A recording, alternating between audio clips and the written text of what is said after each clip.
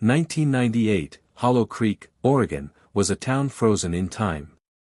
A place of 2,000 souls where life moved slowly, coffee at Millie's Diner, kids biking home before dusk, and the library as the heartbeat of the community.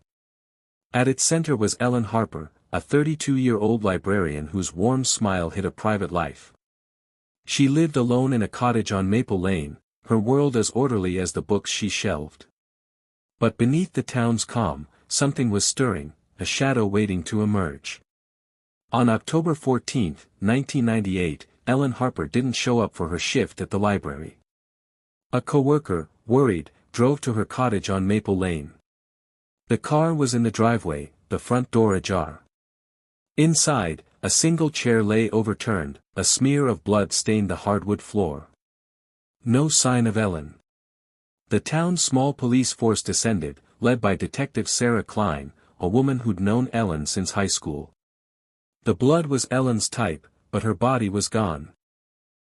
Hollow Creek's quiet nights were over, replaced by a question that haunted every street: what happened to Ellen Harper? Sarah Kline turned her lens on two early suspects. Tom Carver, Ellen's ex-boyfriend, had a temper and a history of heated arguments. He claimed he was 50 miles away, backed by grainy gas station footage, but his story felt thin. Then there was Amos Reed, a reclusive neighbor with a collection of hunting knives, seen lingering near Ellen's cottage. He said he was home alone, no one could confirm it. Whispers spread about a stranger at Millie's Diner days before, a man in a gray hoodie with a scar across his cheek.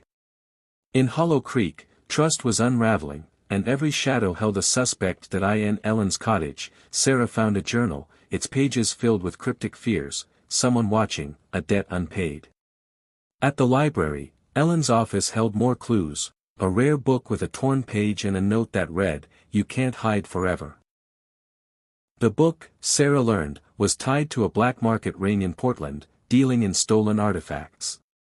Ellen wasn't just a librarian, she'd stumbled onto something dangerous. The town began to whisper: had Ellen been hiding a darker life?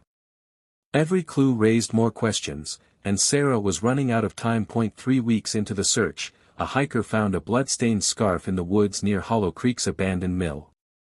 It was Ellen's. Sarah's team scoured the area, uncovering a shallow grave, but it was empty, save for a silver locket engraved with Ellen's initials. Footprints trailed into the fog, then vanished. Was Ellen dead, buried elsewhere? Or had she escaped? The discovery tore open Hollow Creek's wound, and Sarah felt the weight of every unanswered question pressing down. A breakthrough came when Sarah traced the rare book to a Portland black market ring. The scarred stranger from the diner was Vincent Cole, an enforcer for the ring. Sarah tracked him to a rundown motel. In a tense standoff, Vincent pulled a knife, but Sarah was faster, pinning him down. Under interrogation, he confessed: Ellen had uncovered the ring while researching the book's origins.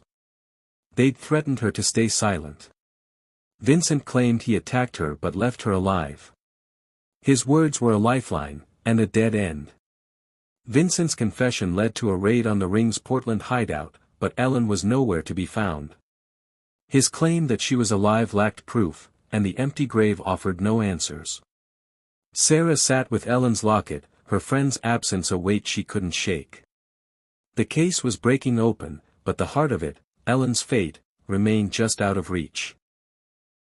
Vincent Cole was convicted of kidnapping and assault, sentenced to 25 years, but without Ellen's body, Hollow Creek found no peace.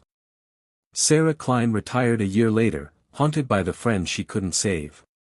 The town holds a vigil every October by the old mill, where fog clings like a ghost. A library nook bears Ellen's name, her journal's cryptic words now part of the town's lore. Some believe she escaped, starting a new life.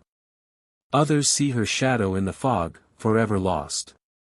Hollow Creek carries on, but Ellen Harper's story is its scar, a mystery that lingers, unanswered.